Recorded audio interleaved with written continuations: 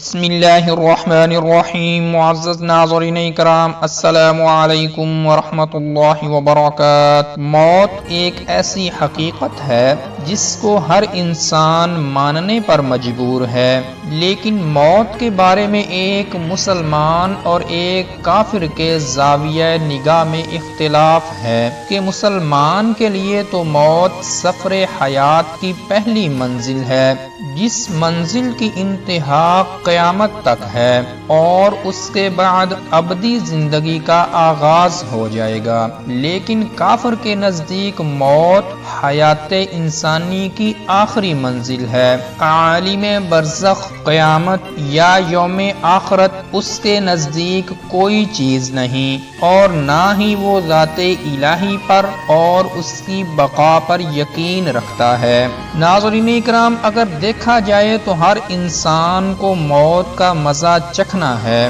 یعنی موت ہر زندہ شخص پر وارد ہو کے رہے گی اور کوئی بھی انسان اس سے بچ نہیں سکتا۔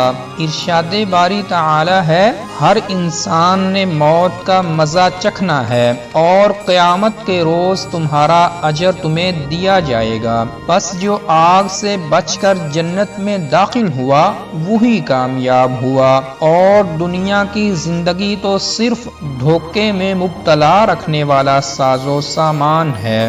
ناظرین اکرام، موت ایک ایسی حقیقت ہے کہ جس نے ہر ایک پر آ کے رہنا ہے، اس لیے اگر کوئی یہ خیال کرے کہ میں نہیں مروں گا تو یہ اس کی خام خیالی ہوگی۔ چنانچہ قرآن مجید میں ایک اور مقام پر یہی بات یوں بیان ہوئی ہے کہ ہر شخص نے موت کا مزہ چکھنا ہے، اور ہم تمہاری اچھائی اور برائی سے آزمائش کرتے ہیں، اور تم نے ہماری طرف ہی لوٹ کر آنا ہے۔ اسی لیے ہر مسلمان کا یہ عقیدہ ہوتا ہے کہ انسانی زندگی اچھائی اور برائی کی آزمائش ہے، اور ان آیات میں ہر انسان کو موت کا مزہ چکھنے کا احساس دلا کر نیکیوں کی طرف رغبت دلائی گئی ہے۔ یہی بات ایک اور مقام پر یوں بیان ہوئی ہے، اور یہ بتایا گیا ہے کہ اللہ کے حکم سے ہر شخص کو موت آ کے رہے گی، اور کوئی شخص اللہ کے حکم کے بغیر نہیں مر سکتا۔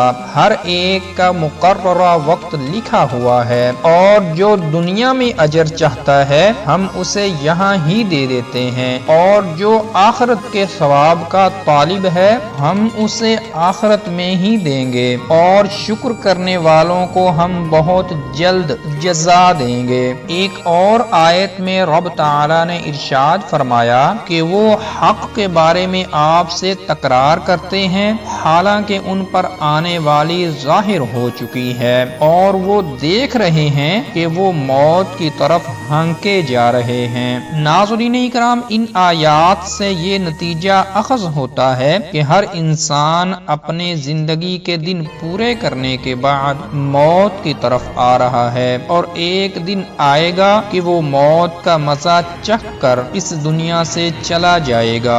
گویا اس دنیا میں جو بھی پیدا ہوا ہے اسے ایک نہ ایک دن ضرور موت آئے گی۔ انسان اور حیوان تو ایک طرف، بلکہ ایک دن سب ملائکہ، شیاطین، جنات، عرش و فرش، لوح و قلم، غرض کائنات ارضی و سماوی کا ذرہ ذرہ فنا کے گھاٹ اتر جائے گا، اور صرف ایک ذات الہی باقی رہے گی۔ تو ناظرین اکرام، یہ تھی آج کی ویڈیو، اور اگر آپ یہ جاننا چاہتے ہیں کہ عالم نزع میں انسان کے ماتھے پر آنے والا پسینہ کیا ظاہر کرتا ہے تو اوپر آئی کے بٹن پر کلک کر کے دیکھ سکتے ہیں۔ السلام علیکم ورحمۃ اللہ وبرکاتہ۔